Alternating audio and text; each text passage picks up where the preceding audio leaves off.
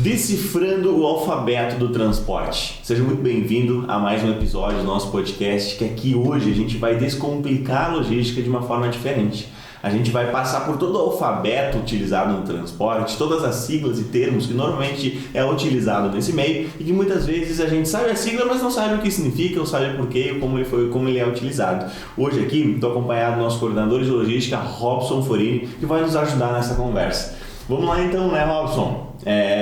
Muita coisa a gente fala, tá na nossa raiz, no nosso dia a dia, no DNA, a gente pode falar de tanto que a gente ouve, mas muitas vezes o nosso cliente ele não sabe, né? Muitas vezes até mesmo interno, outros setores da nossa empresa não estão acostumados com algumas siglas que aqui a gente vai poder desmistificar um pouco mais sobre o que significa, como que funciona e para que serve. Com certeza. Tem algumas siglas que até mesmo vou te dizer que eu fico na dúvida, né? Que a gente escuta diversas palavras assim diferenciadas, né? Que é utilizado aí na parte do ramo aéreo, né?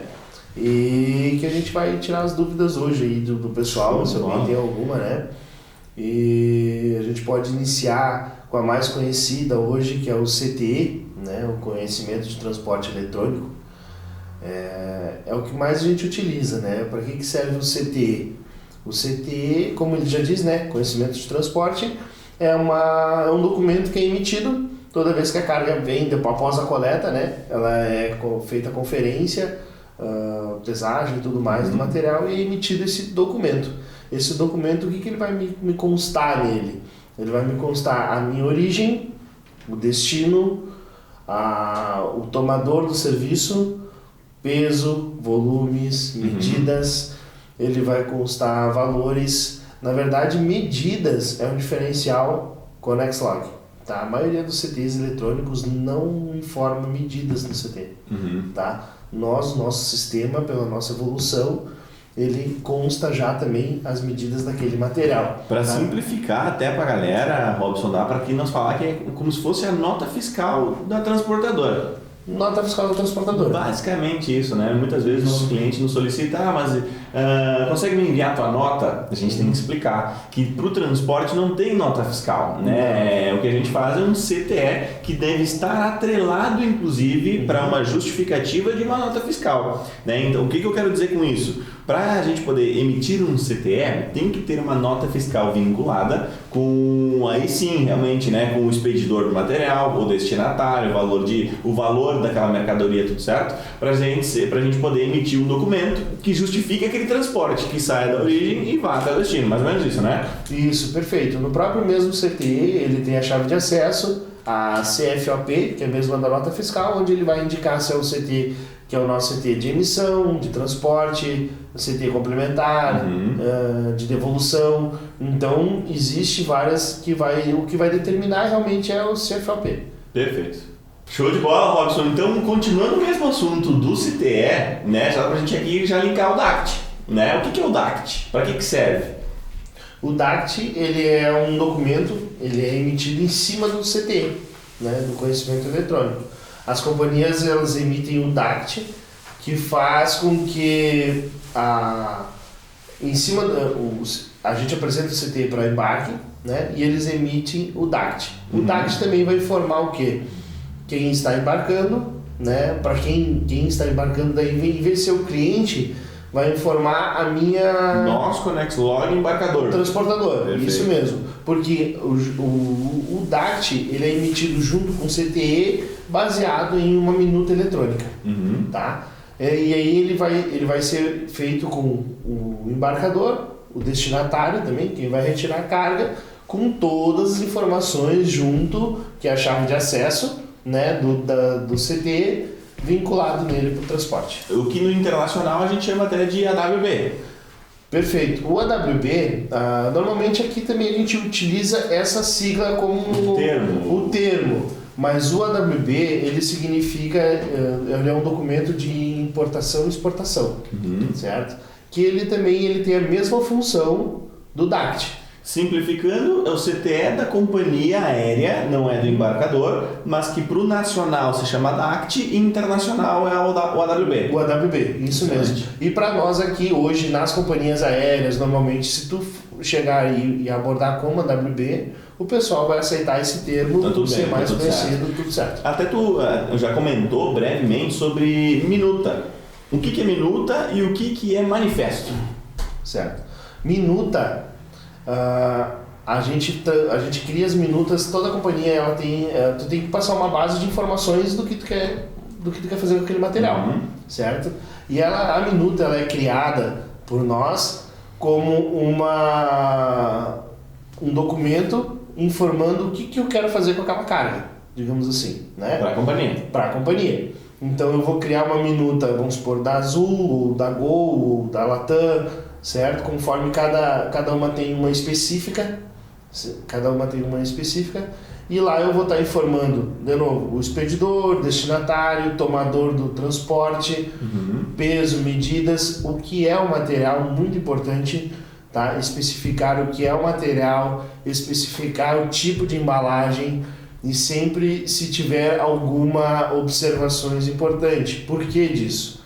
Porque, como eu disse, algumas cargas não que sejam proibidas de transportar no aéreo, mas sim tem algumas que a gente precisa ter um cuidado diferente. Então a gente precisa especificar, realmente declarar o que é realmente o produto. Eu não posso omitir nada. Ali é um documento, é uma minuta, feito a princípio uma minuta eletrônica, mas ela precisa constar as informações corretas. Excelente, Robson. Então tu comentou para nós como é que funciona a minuta, para que ela é utilizada, né? E manifesto, para que serve? O que é o manifesto? O manifesto ele é um documento, o MDFE, ele é feito para informar o Cefaz da minha carga rodoviária, certo? Da parte rodoviária. Como funciona? Eu tenho uma carga saindo do Rio Grande do Sul até Fortaleza, certo? Eu vou emitir um documento, que é o DACT, né? O meu DACT, informando as especificações do volume, pagador, e em cima dele eu vou informar vou fazer o manifesto, que é informando qual veículo vai estar transportando esse material, o nome do motorista, a placa, CIOT. Eu vou estar informando tudo isso nesse manifesto, que é um documento, ele gera um documento com um QR Code, e aí quando ele passar pelo posto fiscal, o pessoal vai bipar esse documento e já vai aparecer toda a documentação. Tudo sobre aquele transporte, como quem que é o pagador, se os impostos foram pagos, tudo certinho, se o motorista está adequado para ele prosseguir viagem. Entendi, excelente. Aí até dá pra gente comentar, utilizando esse link, falar de licença, né? Tanto para o transporte aéreo quanto para o transporte rodoviário, existe uma questão muito importante que é até existe uma questão que a gente fala sempre, que qualquer produto ele pode ser transportado desde que esteja nas condições corretas e na embalagem correta para ser feito o transporte, né? Então qualquer mercadoria, isso tudo existe um estudo feito, uma análise feita por especialistas, né, para montar o manual IATA, né, que é baseado no manual IATA, que anualmente ele é atualizado, serve para a gente se basear justamente para esse tipo de especificação. E entrando nessa parte de licença, tanto para o transporte aéreo e rodoviário, quais são as licenças necessárias ou existentes no mercado, ou que é possível ter, né, para realizar os transportes de acordo com as normas aí do Brasil?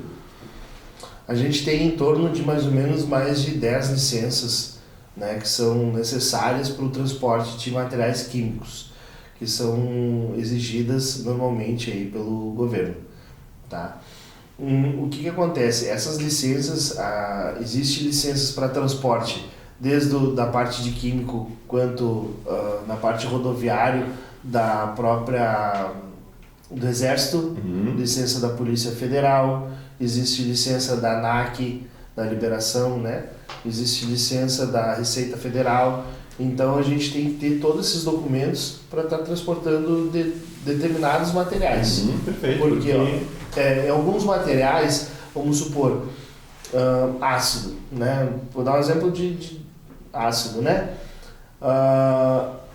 Transporte de ácido é algo mais complicado, né? Se tu pode transportar ou não, mesmo tendo uma quantidade, porém depende, eu posso transportar aéreo? Normalmente tu pensando assim, ácido não se transporta aéreo. Não, mas de repente em pequenas quantidades né, que já foram testadas, né, pela ANAC, que está liberado na IATA. O livro da IATA ele diz a quantidade e qual o tipo de aeronave, principalmente, ele pode ser transportado. Ele é liberado, como eu disse, né? Excelente. Uma curiosidade que é bem bacana, né? Cabelo, né, normal, assim, ele não pode ser transportado. Porque é muito inflamável, né? Inflamável, entende? Então, são determinados materiais que vai depender muito a quantidade e o que seria e aonde ele está condicionado. Porque de acordo com cada material, é um órgão que fiscaliza tanto relacionado ao transporte, manuseio e compra, né? Por exemplo, material balístico, que seria uma licença que o Exército deve dar, né? Para tu conseguir realmente a licença de transporte para material balístico, é claro que existe com certeza toda aquela questão de burocracia, né? De ser muito rigoroso realmente no controle. Existe a questão, por exemplo, eu quero transportar remédios, tu precisa do controle da Anvisa, que também existe todos os processos ali internos da empresa que tem que ser feito. Existe aí do IBAMA, da Polícia Civil Federal, essas todas ali que tu comentou, né? Porque todo produto, qualquer tipo de mercadoria, ele é referenciado como uma ONU, dá pra gente falar, né? Isso. A ONU, ela é um número que, de acordo com a ONU, é onde a gente vai consultar no manual IATA a forma com que a gente deve manusear e transportar aquele produto. E como a gente deve transportar. Porque nem todo material eu posso estar rodando a todo momento por aí. Existem alguns produtos químicos que eu tenho um horário determinado a ser transportado. E existem alguns produtos que eu sou obrigado a informar já o órgão responsável pela fiscalização que eu estou transportando esse produto nesse trecho. Entendi, show de bola. Excelente. E vamos lá, então a gente recebeu de um determinado cliente que vai acontecer, que ele gostaria, né, de transportar um determinado material. Baseado nisso, a gente vai solicitar a ele a ficha FISP. Né? Isso aí é outra curiosidade, outro termo muito utilizado, que é nessa ficha FISP, basicamente, é uma declaração técnica daquele produto, né? Que dentro dessa ficha terão lá diversos tópicos, cada um se tratando de um tema, né? Tanto da embalagem, quanto do transporte, quanto do manuseio, quais os riscos que caso, por exemplo, derrame, né?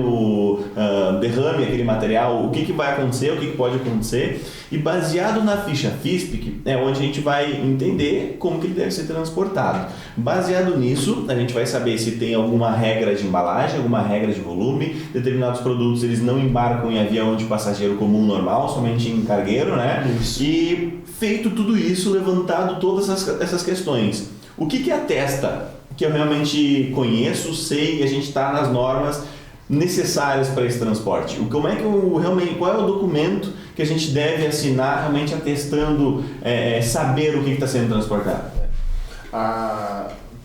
No transporte desse tipo de material, principalmente químico, na verdade a FISP, todo produto tem. Todo produto ele é criado por alguém, né? Por algum químico, alguém especialista. A pessoa que cria esse produto, juntamente ela cria essa FISP, que é o quê? Essa FISP é uma junção de informações que lá consta sobre a criação, qual tipo de produto foi utilizado para aquele material, como ele deve ser acondicionado em algum lugar, armazenamento, como ele deve ser transportado, tá? Que é o nosso item principal. Tá? Quando a gente pega uma FISP, o que interessa para, digamos, ConnexLog hoje analisar o transporte, que é normalmente o item 14. Tá? Ele sempre vai ser no mesmo lugar. O item 14 sempre vai ser sobre o transporte, não só aéreo, mas sim aéreo, rodoviário, marítimo, fluvial, todos os tipos de transporte. Aí ele vai constar.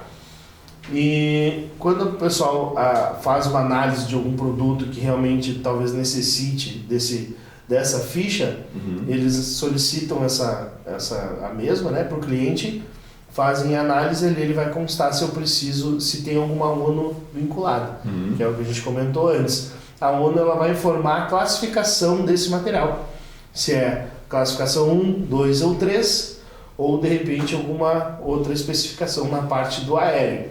Dependendo da classificação dele, a gente vai consultar a IATA Com a IATA a gente vai descobrir como é que a gente vai fazer esse transporte. Excelente.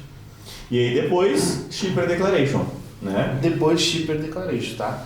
Não é necessário dar Shipper em todos os casos, certo? Tem algumas FISP que vem que é liberado totalmente um produto inofensivo, que não vai gerar problema nenhum, independente da altitude, da temperatura, da pressão que ele vai estar, que vai estar liberado. Não há necessária a Shipper, certo?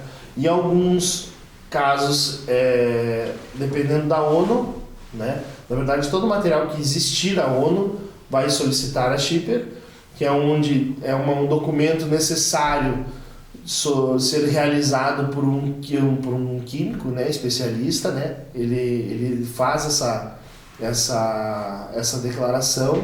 Ela tem que ser em 2 vias coloridas. Ela é uma via na linguagem ela é em inglês, né? E lá ela vai estar especificando qual tipo de quantidade e material que ela deve ser armazenado, esse produto, para transporte. Excelente, show de bola. Tivemos uma aula aí de transporte químico, como que funciona, né? Seguindo na parte dos termos, Robson, quando a gente muito fala Cefaz, né? Ficou no Cefaz, está no Cefaz na origem, está no Cefaz no destino, que é a Secretaria da Fazenda, que basicamente é o órgão responsável, até tu comentou isso no transporte, que é quem bipa, né? Quem faz a fiscalização disso tudo. E me comenta em quais são as situações em que pode ocorrer a questão de está no Cefaz, está aguardando a liberação do Cefaz. Em que situações que isso acontece, por que acontece e como que funciona a liberação de fato? O Cefaz é um órgão de fiscalização, né, do transporte que a gente tem, tanto aéreo quanto rodoviário, né? O que acontece? Todo o material, toda a carga que entra e sai, né, de determinada cidade, ela é fiscalizada. Ela é fiscalizada.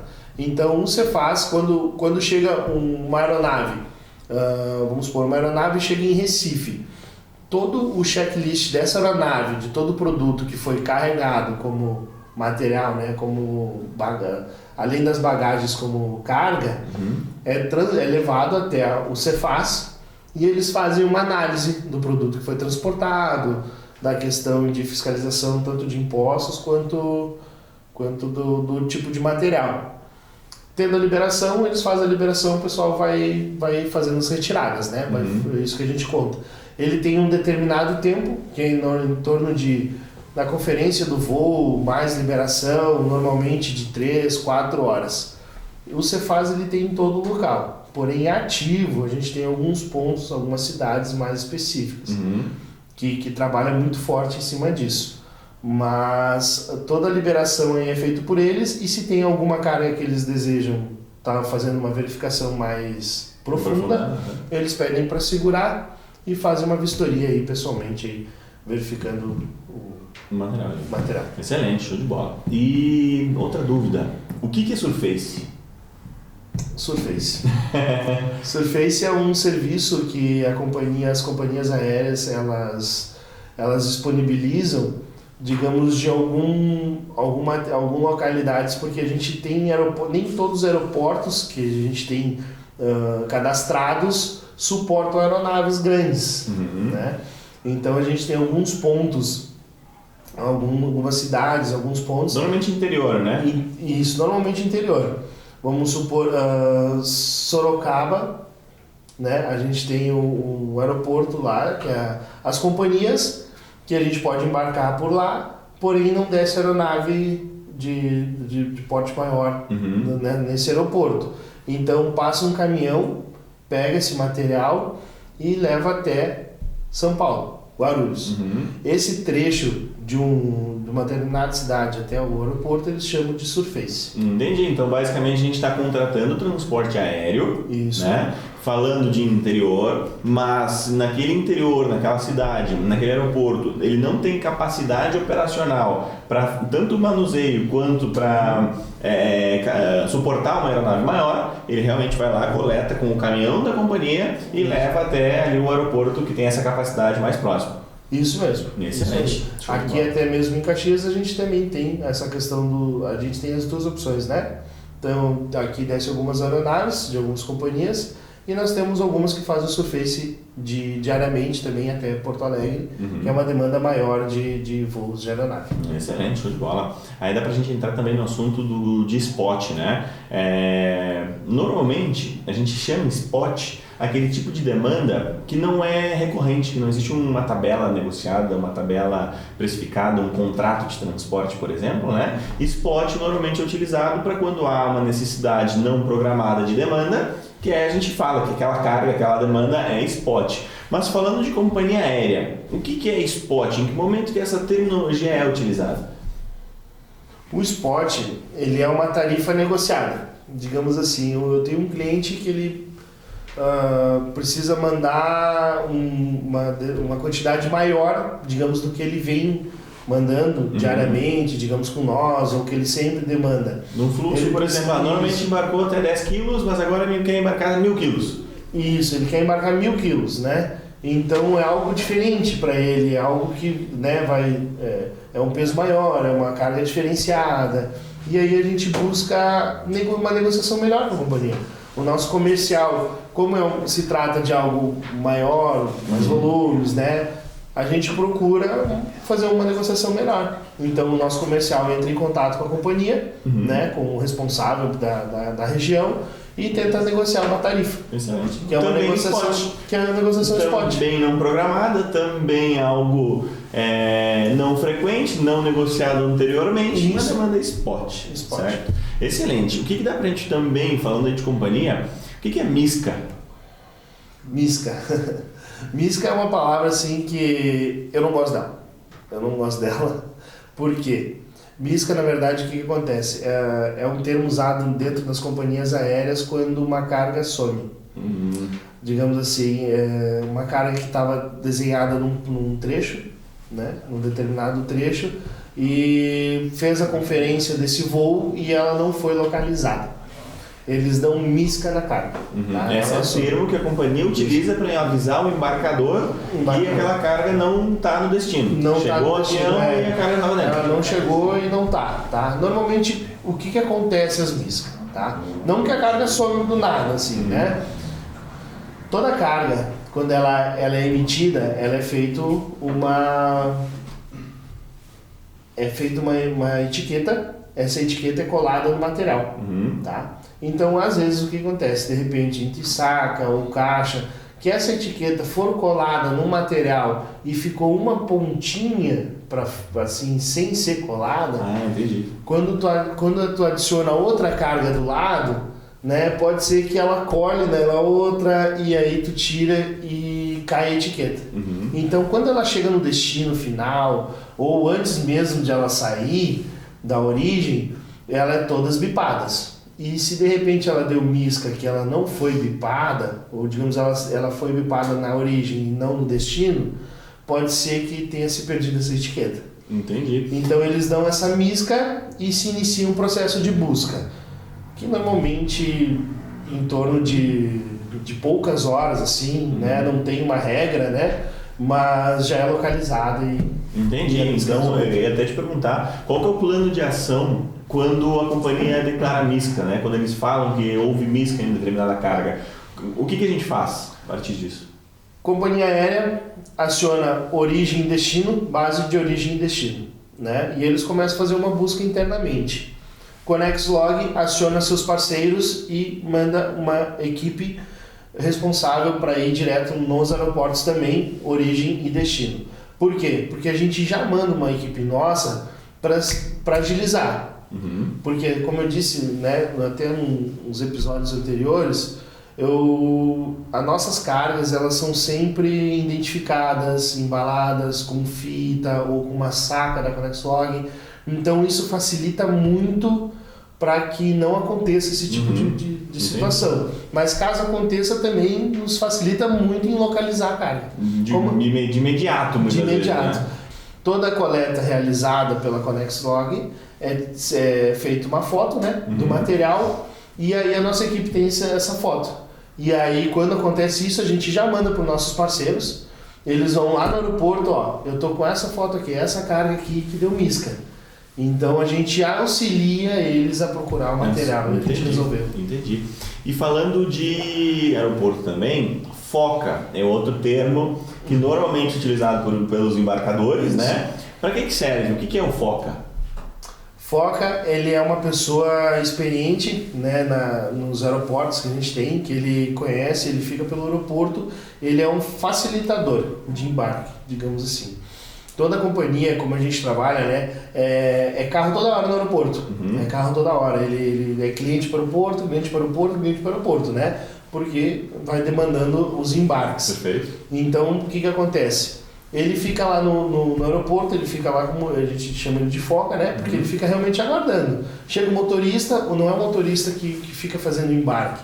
Ele está lá aguardando, ele pega a carga com o motorista já vai atender outro cliente e ele fica lá cuidando da carga. Justamente isso, ele fica lá cuidando. Não é todos os locais que a gente tem FOCA, mas nos grandes pontos, regiões sim. Onde tem uma maior movimentação, maior movimentação. E caso dê alguma situação de misca, também o FOCA já está ali. Então ele é ele mesmo que já trabalha em cima da carga. Ou para pegar um determinado voo. A gente tem essa equipe que fica lá, eu preciso pegar o voo às 5, né? E ele já fica lá, 3 horas. Pessoal, essa é minha carga que eu preciso ir, Ele fica na pressão da companhia. Pois, como eu disse, companhia, ela dá prioridade passageiro. Perfeito, né? perfeito. Passageiro e carga e malas, né? E o que claro, lá a gente até já abordou um pouco desse tema em outros episódios, falando aí sobre malha aérea, né? O que é a malha aérea? Basicamente é onde nós nos baseamos para poder desenhar uma logística operacional, né? A malha aérea é simplesmente a programação de todos os voos que existem em todas as companhias, né? Então, tendo esse acesso, a gente consegue saber que horário o voo está saindo, que horário o voo está chegando e realmente fazer esse plano logístico. Mas daí vem minha pergunta. Mesmo tendo conhecimento de malha aérea, mesmo eu sabendo toda a programação de voos, o que é corte de carga? O corte de carga, ele acontece, existem algumas situações para isso, tá? Uma delas é o excesso de bagagem, tá? Querendo ou não, o passageiro ele tem uma prioridade, né, naquele voo. O passageiro ele vai ter uma prioridade e vai depender de quanta bagagem aquele voo está levando. Então, o que acontece? Primeiramente, como é que é feito o carregamento do porão da aeronave? Bagagens, certo? Eles não que são juntos, né? Mas primeiramente eles carregam bagagens na parte das malas, né? E se precisar eles usam a parte de cargas e depois eles colocam as cargas. Aí começam também pela prioridade de serviço, que existe o próximo voo, digamos assim, o próximo dia e o convencional. Né? Normalmente assim das companhias. Sim. Uma tarifa mais prioritária, uma mediana e uma mais convencional. Isso. E aí eles começam a embarcar nesse modelo até encher o porão da aeronave, né? Se eles conseguirem naquela determinada praça colocarem todo o material que tinha para aquele destino final, perfeito, toda a carga. Se não, o que ficar para trás, ele dá corte. A carga vai até a pista. Ela já está manifestada, tudo certo para seguir no voo, porém vai depender realmente da situação das malas, colocam as cargas, se de repente faltou alguma carretinha que a gente chama, né, que é onde vai alocar as cargas até a aeronave chegar, não der para colocar tudo, acondicionar tudo naquele voo, ela é feito o corte em pista. Tá? Então esse é um dos casos. Que é falta de capacidade de bagageiro. Né? Ou um perecível, porque perecível também tem uma prioridade maior e medicamentos que passam na frente. Outra situação de corte de carga, né, que é quando o voo é cancelado. Existe muito do voo ser alternado, ser cancelado, e aí o pessoal faz o corte total de cargas. E daí realmente não houve aquele voo. Não houve aquele voo. A gente tem, por experiência aqui da cidade, né, de Caxias do Sul, a questão do aeroporto ser pequeno, quando é inverno, tem muitos voos que não vêm para Caxias do Sul, né? Então, por exemplo, normalmente a gente tem malha aqui partindo de São Paulo e Rio de Janeiro, né? Quando estamos lá no aeroporto, ou de acordo com a malha aérea, está programado o voo, está tudo bonito, está tudo conforme manda ali o script. mas durante o voo, os passageiros, inclusive, né, recebem a notícia ali do comandante dizendo que estamos indo lá para Porto Alegre porque realmente tem muita neblina ou não tem condição suficiente de pousar o avião. Isso se encaixa como alternação de voo ou como corte de carga? Como é que funciona? Como é que a companhia justifica esse tipo de assunto? Isso se encaixa daí como um voo alternado, né? Porque ele não conseguiu pousar aqui em Caxias do Sul, ele foi alternado para Porto Alegre. Só que as cargas estão aqui em Caxias, então não há tempo hábil de pegar a carga e levar para esse voo. Então ela é feito o corte total de cargas, digamos, da origem de Caxias do Sul, e ela vai para Porto Alegre, e no fim, digamos assim, quem fica contente é o pessoal de Porto Alegre, né? Eles podem utilizar o porão dessa aeronave aí para botar carga. Que daí sobrou, né? Já estava manifestado no voo que teriam cargas, chegou lá em Porto Alegre, não tem essas cargas, daí sobrou mais espaço. E onde acontece que aí o pessoal já tem uma programação de despacho de cargas, onde eles conseguem aumentar esse despacho e de repente uma carga mesmo convencional que teria um prazo maior de embarque, ela já vai ser antecipada. Isso aí. E aonde entra o FOCA? O FOCA já entra numa situação dessa. A gente tem um FOCA em Porto Alegre que, querendo ou não, numa ocasião dessa, ele usa para melhorar, né, outros lados e já condicionar mais cargas. Assim, tipo, independente se não vem para Caxias do Sul, todas as nossas cargas que estão em Porto Alegre, sabendo dessa informação, a gente já consegue utilizar. A gente consegue utilizar e pedir para manifestar nesse voo que seria um voo extra, né, para Porto Alegre. Acho que a gente falou bastante sobre o alfabeto da logística aqui hoje, né, Robson? A gente conseguiu explicar, né, dar detalhes sobre bastante sigla, vários termos aí que normalmente é da correria do dia a dia e a gente muitas vezes aprende trabalhando. Aprende de tantas vezes a gente falar a respeito de determinada coisa, a gente sabe para que serve, sabe para que né, em que momento que é útil, mas não com detalhes, né, não rico em detalhes aí. Tu quer comentar, tem mais alguma questão importante que tu acredita que a gente possa explicar aqui pro pessoal?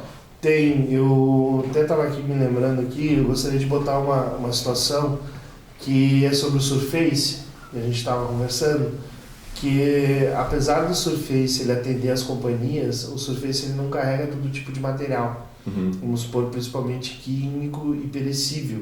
O Surface ele não aceita essa demanda, né? Então mesmo que alguém tenha algum material químico ou perecível para mandar para o aeroporto, que a gente tem Surface todos os dias, a companhia não aceita, por ser um material diferenciado. Então realmente ali se trabalha com um dedicado. Que daí vai da inteligência tanto do sistema quanto do operador, que está realmente fazendo aquela cotação de transporte, estudando aquele plano logístico, ter essa informação, souber dela para daí realmente repor aquele trecho de alguma outra maneira. Isso aí. É isso aí. Então show de bola, Robson. Muito obrigado por estar explicando tanta coisa aí para nós, por compartilhar tanto conteúdo, né? Agradeço ao pessoal também que pôde nos acompanhar até então, ao longo de todos esses episódios. É muito conteúdo rico, é muita coisa importante, interessante, que está realmente aí ao longo do caminho, da trajetória de quem trabalha com logística. Da mesma maneira, caso tenha ficado ainda alguma dúvida, caso tenha ficado ainda algum termo técnico, alguma situação que tenha alguma dúvida, conte conosco, pode deixar aí teu comentário, nos chame nas redes sociais, não deixe de nos seguir também, porque a toda terça-feira a gente tem um novo episódio rico de conhecimento, rico de conteúdo, e a gente conta aí contigo. Obrigado, Robson, obrigado a todos os nossos espectadores e até a próxima.